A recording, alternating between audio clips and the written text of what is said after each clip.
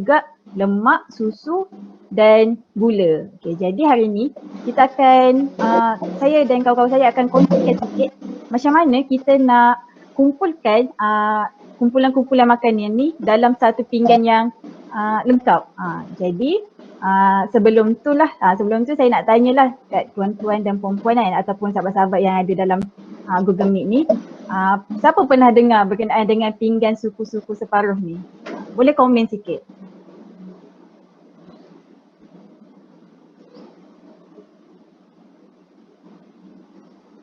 Ada tak yang pernah dengar ataupun pernah baca ke berkenaan dengan pinggan suku-suku separuh?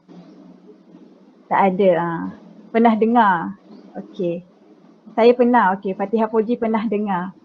Okey. Okey, jadi okeylah, kita pergi kepada slide saya ni. Boleh nampak tak? Jelas tak?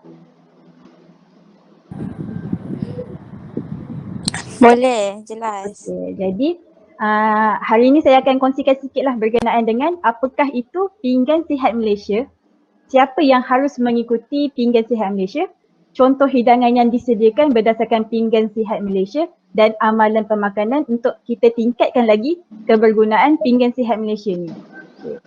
So, okay. Apakah itu pinggan sihat Malaysia kan? Okay, jadi pinggan sihat Malaysia ni adalah satu alat ataupun inisiatif yang kita sediakan ataupun KKM sediakan untuk kita terjemahkan lagi saranan daripada panduan diet Malaysia ataupun daripada piramid makanan tu sendiri untuk kita bantu rakyat Malaysia sendiri untuk mengamalkan tabiat pemakanan yang lebih sihat.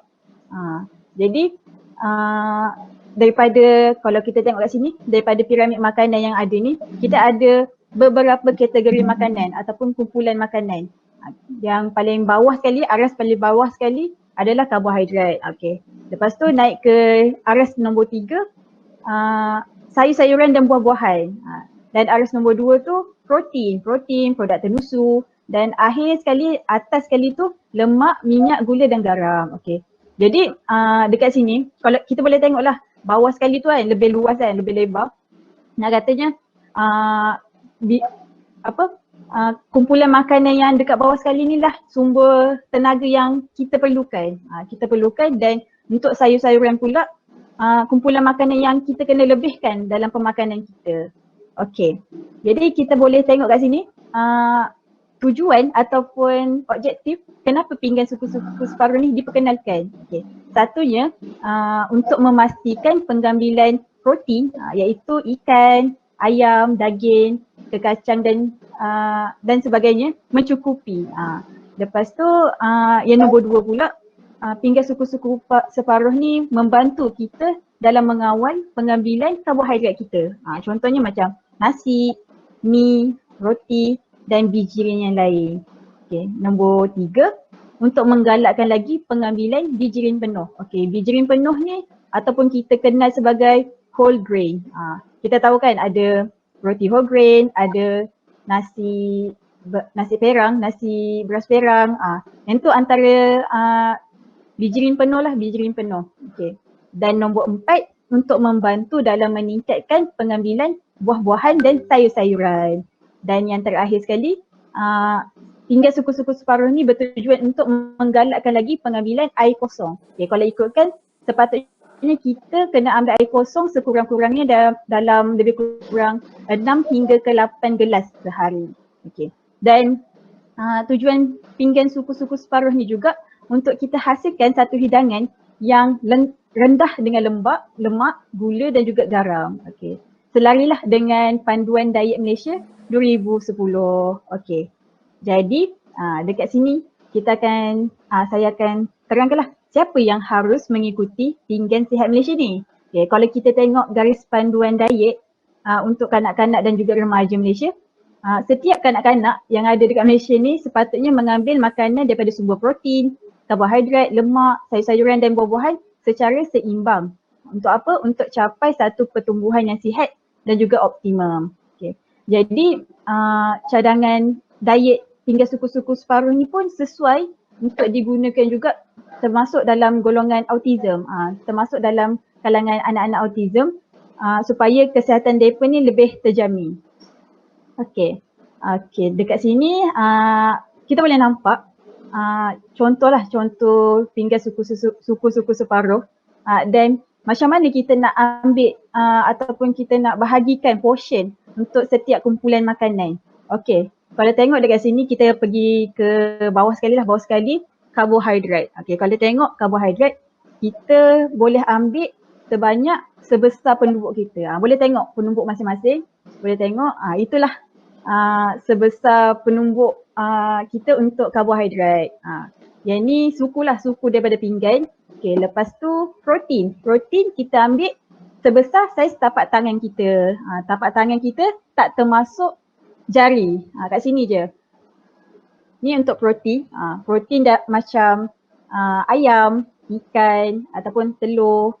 Yang tu protein yang daripada haiwan. Okay. Tapi protein yang daripada tumbuh-tumbuhan macam tempe, apa lagi, tahu ataupun soya. Okay. Dan untuk yang ketiga, macam mana kita nak anggarkan sayur-sayuran dan buah-buahan yang kita kena ambil. Okay.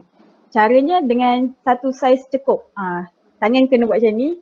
Kita boleh tengok sebanyak mana kita kena ambil sayur, banyak tu. Contoh sayur yang kita boleh ambil macam sayur-sayuran hijau. Contohnya macam ulam-ulam ke ataupun sayur yang bergoreng tapi digoreng dengan sedikit minyak. Dan juga buah-buahan. Buah-buahan ni kita boleh variasikan lah. Buah apple, buah anggur, buah apa lagi? Buah tembikai dan sebagainya. Okay. Dan untuk lemak pula, seeloknya dalam satu pinggan kita tu, kita anggaran lemak yang kita perlu guna tu sebanyak satu ruas ni, sebesar satu ruas jari kita. Jadi dengan cara inilah kita dapat menganggarkan berapa banyak kumpulan makanan yang kita boleh ambil dalam sehari-harian kita. Okey. Jadi dekat sini ada contoh pengambilan sarapan. Okey, kalau kat sini kita boleh tengok nasi lemak. Biasanya, okey saya nak tanyalah, biasanya kalau kita beli nasi lemak dekat luar, apa beza dengan nasi lemak kat luar dengan nasi lemak yang dalam gambar ni? Boleh tak seorang boleh tolong jawabkan? Ada tak volunteer? Beza nasi lemak dekat luar dengan nasi lemak dekat dalam gambar yang dekat slide ni. Timun banyak. Timun banyak, okey. Ada lagi tak? Dekat luar nasi dia banyak. Kat luar Dalam ni nasi dia banyak. sikit. Okey, kat luar nasi dia banyak. Kat dalam ni nasi dia sikit. Okey. Betul lah tu. Okey, kalau ikutkan dekat luar, selalunya nasi dia banyak. Nasi banyak, tapi timun je 2-3 keping je. Ataupun kadang-kadang tak sampai keping pun. Berapa kecil je, satu ruas, dua ruas macam tu je kan. Lepas tu untuk dia punya telur pula, telur kadang-kadang telur suku sahaja daripada telur tu sendiri kan. Dan dekat sini nak katanya makanan dekat luar tu tak mencukupilah pengambilan kumpulan makanan yang kita perlukan. Okay, jadi untuk nasi lemak kita boleh modify dia kepada yang lebih sihat. Okay, contoh macam dalam gambar ni, kita ada nasi lemak. Okay, nasi lemak tu suku. Lepas tu kita ada telur. Telur sumber daripada protein, telur, ikan bilis dan kacang tanah kan. Okay, lepas tu kita boleh tambahkan lagi dengan sayur tambahan. Kiranya dekat rumah, contoh kalau kita beli makanan kat luar, kita tambahlah dengan makanan tambahan kita kan. Macam sayur timun ke ataupun sayur yang lain. Dan boleh juga tukar kepada buah-buahan. Okay, yang tu untuk nasi lemak. Okay, yang kedua, capati dan kuah dal. Okay, kalau ikutkan macam kalau kita beli capati ke roti canai kan, memang tak akan ada sayur-sayuran lah kan, kecuali sikit dalam kuah dal tu. Tapi kita boleh tambah juga dengan sayur ataupun dengan salad ke ataupun dengan buah-buahan. Okay, dan ini adalah contoh untuk sarapan pagi yang kita menggunakan roti. Okay, roti kita ambil 2 hidangan, 2 slice, 2 keping roti. Okay, lepas tu kita boleh tambah juga telur ataupun kacang panggang, kacang bakar. Dan kita tambahkan juga dengan sayur-sayuran, salad ke ataupun timun. Apa kat situ? Ada tomato. Okay, tomato kan. Okay, jadi ini adalah satu contoh hidangan yang lengkap lah, hidangan lengkap berserta dengan susu. Kat tepi tu ada air kan, air susu. Okay. Seterusnya kita tengok makanan tengah hari. Okay, contoh makanan tengah hari yang kita boleh praktikkan. Okay. Supu nasi, supu ikan, seekor ikan dan buah serta sayur-sayuran. Okay. Yang kedua macam ni, macam dalam gambar tu ada ayam, paha ayam yang digoreng tapi tak banyak minyak. Cuba tengok. Digoreng tapi tak banyak minyak. Lepas tu ada beras perang, nasi beras perang dan juga sayur-sayuran dan buah. Okay. Dan sebab kita nak menghadkan pengambilan air manis, jadi kita menggunakan air masak plain water. Okay, seterusnya contoh lagi untuk nasi goreng. Okay, nasi goreng kan, macam mana kita nak capai suku-suku separuh dalam nasi goreng. Okay, jadi kat sini ada caranya. Satu, kita sediakan nasi putih setengah suku pinggan. Lepas tu kita sediakan ayam ataupun ikan ataupun daging suku pinggan dan selebihnya tu separuh daripada pinggan tu kita sediakan sayur-sayuran. Okay, boleh tambahlah sayur carrot, kacang panjang dipotong kecil-kecil. Okay, jadi untuk yang seterusnya ni, amalan pemakanan untuk meningkatkan kebergunaan pinggan sihat Malaysia, saya akan serahkan kepada sahabat saya, Auni Haifa untuk terangkan lebih lanjut berkenaan dengan macam mana kita nak capai ataupun kita nak tingkatkan kebergunaan pinggan sihat Malaysia ni. Okay, silakan. Okey, saya akan menerangkan tentang amalan pemakanan untuk meningkatkan kebergunaan pinggan sihat Malaysia. Okey, next.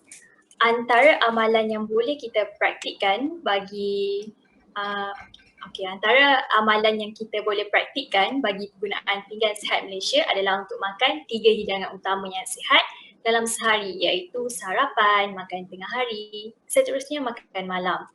Okey, mengapa kita perlu makan hidangan secara kerap? Ini adalah untuk memastikan pengambilan tenaga yang secara mencukupi dari segi nutrien, vitamin, mineral dan serat untuk tubuh badan kita melakukan aktiviti seharian. Di samping itu juga, amalan ini dapat menghindari diri kita dari rasa yang terlalu lapar yang boleh menjurus kepada makan dalam kuantiti yang banyak. Secara tidak langsung juga, dengan ini kita dapat mengekalkan berat badan yang ideal dan sihat serta mengurangkan risiko penyakit kronik seperti kencing manis, sakit jantung dan darah tinggi. Okay, next. Mesej utama yang kedua adalah untuk makan 1 hingga 2 snack yang sihat di antara waktu makan jika perlu. Apa itu snack yang sihat? Snack ini boleh didefinisikan sebagai makanan atau minuman yang diambil dalam sukatan yang kecil di antara waktu makan. Antara contoh snack yang kita boleh ambil adalah seperti buah-buahan, yogurt, biskut dan bijirin. Mengapa kadang-kala kita perlu mengambil snack yang sihat ini? Mengambil snack yang sihat ini dapat memastikan tubuh badan memenuhi keperluan nutrien mengikut umur dan tahap aktiviti fizikal, di samping dapat mencegah diri kita daripada makan terlampau banyak yang boleh menyebabkan kita mendapat pertambahan berat badan. Okay, next.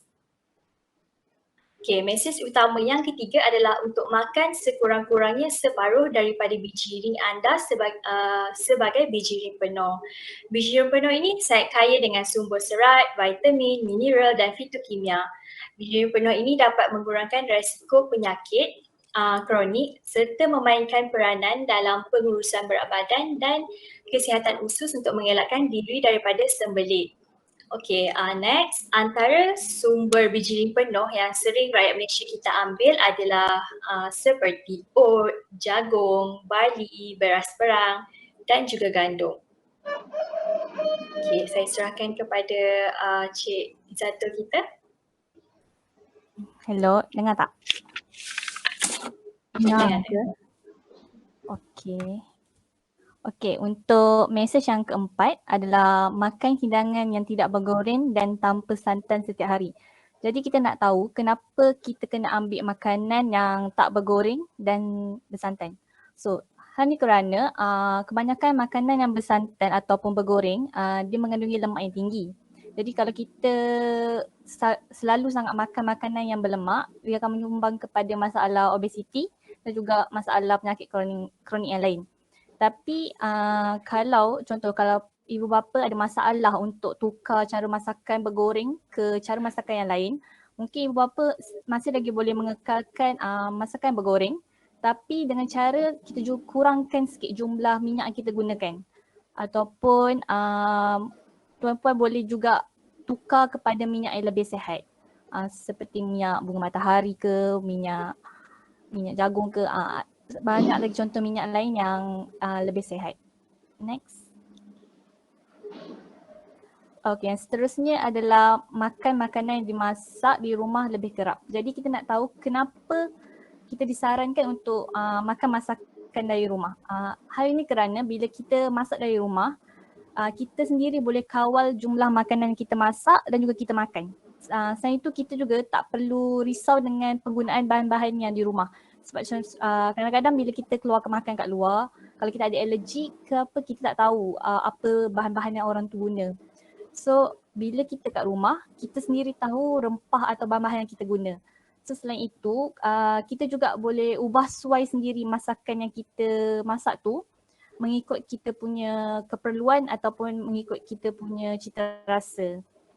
Contohnya sama juga macam contoh yang sebelum ni, contoh kalau kita goreng ayam. Kalau kita makan dekat luar, kita tak tahu macam mana orang tu sediakan. Selain itu kita jumlah minyak yang orang guna pun kita tak tahu. So bila kita masak sendiri kat rumah, kita mungkin boleh kurangkan jumlah minyak ataupun sebagainya. Next. Okay, di sini ada beberapa jenis contoh kaedah masak yang sihat. Macam kita boleh tengok kat sini, kita boleh tukar daripada goreng ke bakar, rebus, tumis, kukus atau panggang. Selain itu dekat sini kita ada juga elakkan makanan bergoreng. Contohnya macam kentang, burger atau pagari pak. Sebab kebanyakan makanan yang kita tunjuk ni dia serap banyak minyak. So lagi senang untuk meningkatkan kita punya lemak dalam badan. Sekian, terima kasih.